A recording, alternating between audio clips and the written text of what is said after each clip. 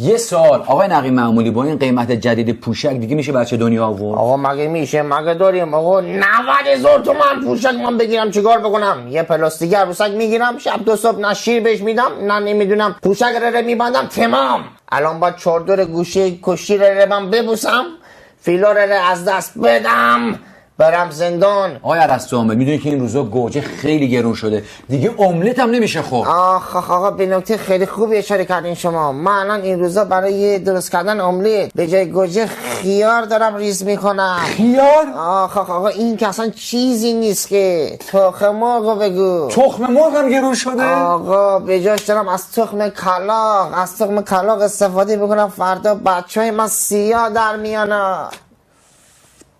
آقای بهتاش، میدونی که سیگار گرون شده دیگه نمیتونی بخری. ای خدا با من رسید به ماربورو. آقای رمانی بزن برو. بزن بریم، ولش کن، همه چی گرون شده.